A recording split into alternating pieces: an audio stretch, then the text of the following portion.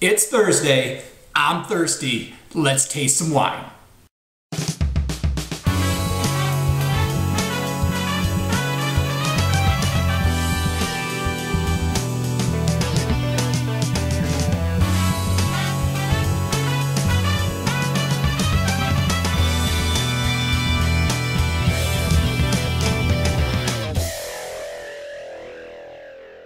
Hello everyone, Jeff Eccles here with the Lonely Vine. Welcome to another edition of the Thirsty Thursday Lonely Vine Show. Here to taste some wine, talk some wine, given the season, maybe talk some hockey. But what are we gonna taste today? I bet you're asking yourself. And you know, it's that time of year, we're starting to see some of the 2012 wines come out in the white styles. I saw one that's a fan favorite. So I thought I would get it early, get it tasted for you so you know what you can get yourself into if you find it. So what I'm tasting today is the L'École number 41. This is the Chenin Blanc from 2012. So this is Washington State, one of the larger producers in the state, and kind of a wine they're known for. You know, Washington State's known for the red wines, more or less. This is one of the bigger white wines coming out of the region, coming out of this winemaker. So, let's do it. How's everybody doing? You know, it is Thirsty Thursday, but it is also May 9th. And unfortunately, I don't have something I should because today is Albarino Day. But I didn't have any Albarinos to taste, so unfortunately, I'm not able to participate. But I'd still like to give a shout out to the Albarinos out there and everybody that is having an Albarino. So let's get to this one though. The Chenin Blanc, made in a Vouvray style, so we may expect this to be a little bit more old world.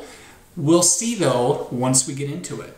Color-wise, nice straw yellow, real pretty, really light. You know, there's no real sense of green when I'm tilting it. I can almost see, it's almost clear, not much color at all, but definitely the straw yellow on the tip. Let's get the nose into it and see what it's got going on. You know, and Chenin Blanc is kind of known for being a more aromatic wine, and this one's really coming through that way. Definitely getting, you know, it's like some flowers, some white flowers, and definitely a lot of minerality. That minerality is coming through, that stone, that wet stone kind of thing is really shining through. Also getting some of your stone fruits, you know, maybe like some peaches, maybe some apricot. But really a lot of that minerality is really coming through and getting me salivating a little bit. You know how I like that minerality in the wines.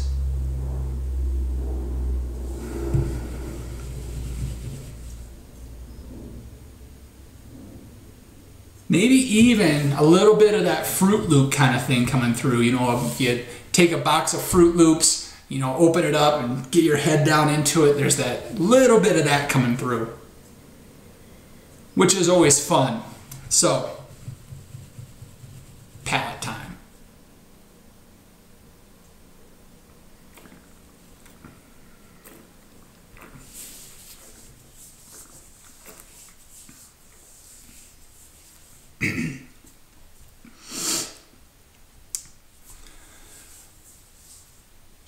They did it again.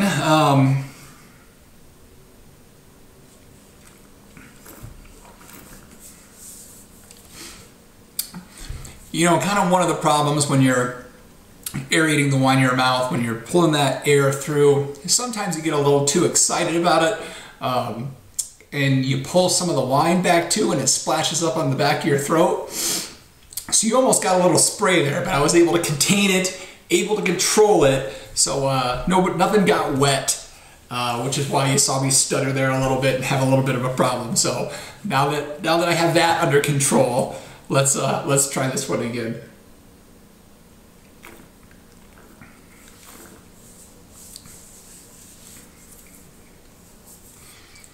So that minerality really comes through.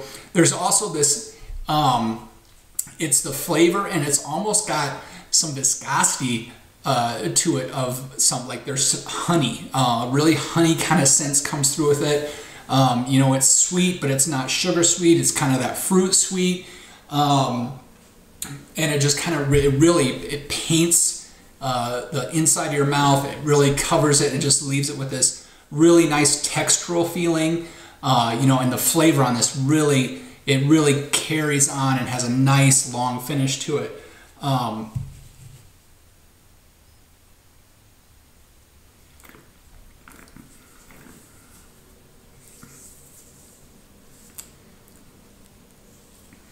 Now, you know, nice acidity to it, but definitely not too much, not over top like the one I had last week that was just ripping on the acidity. This one's a nice, real kind of medium low kind of acidity, but it balances out well with everything else that's going on in the wine. You know, in that sense of, you know, I still, you know, I get a little bit of that Fruit Loop kind of on the finish here. You know, I just kind of turned my head and bam, I was Toucan Sam there for a second. There's a little bit of that Fruit Loop. There's a little bit of honey. You know, there's that minerality is coming through. You know, so it's like I'm having a bowl of Fruit Loops that's got honey poured on it. Some stone is thrown in there just to break my teeth up, and you know, and then there's definitely some of that peach coming through as well. So throw some peach jam in there, mix that all up, and go to town, or just buy this wine and drink it up.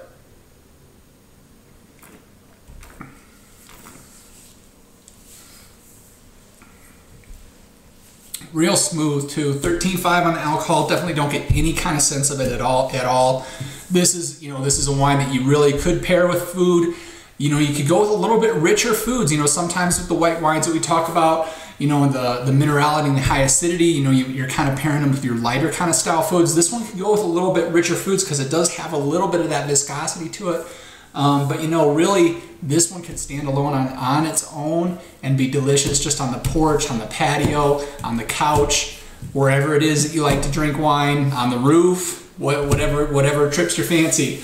But definitely, you know, put this one, you know, I'm going to go 89. You know, this one, yeah, you know, I'm going to go 90 on this one. I'm going to put this one at that level. Just a delicious bottle of wine, and a lot of you would like this one. You know, even some of you that really don't like the dry wines, even though this is a dry wine, it has so much fruit sweetness coming through that I think you would really enjoy it. So if you can find this one, which you should be able to, it should be pretty abound nationally. This would be a good one to try, and maybe expand your palate if you hadn't had a Chenin Blanc before. So, good wine, good stuff. Thank you, Le Col, for putting out another fantastic wine. If you haven't checked these guys out before, you can't go wrong very often with their wines. I almost always enjoy the wines I get from these guys. So let's see. What else is going on? Hockey's going on. If you haven't gotten into the Stanley Cup of Wine on the site, you know, get that link, get your votes in. Winner gets a bottle of wine, or not winner. Of all the people that submit an email address, you don't have to submit an email address to get in on the fun. But if you submit your email address and your name, you will be entered in for a drawing. Whatever wine comes out on top, whatever wine wins the Stanley Cup of Wine, I'll taste a bottle for the show. You'll get a bottle for yourself. So it only takes about 15 seconds. To make your picks. Give me your name, your email. I won't use it for anything else, but fun stuff there. Let's see.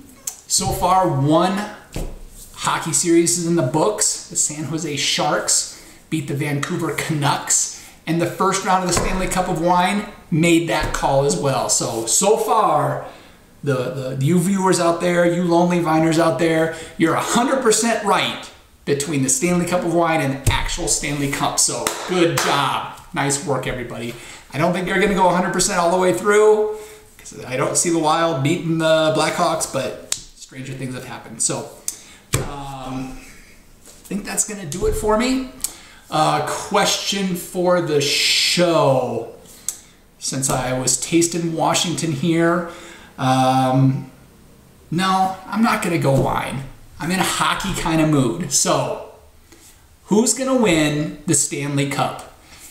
Even if you aren't a big hockey fan, I'd like to know it. Put it in the comments down there. I'd like to know who your pick is to win it. We're not done with the first round. Only one team's been eliminated, so don't pick Vancouver.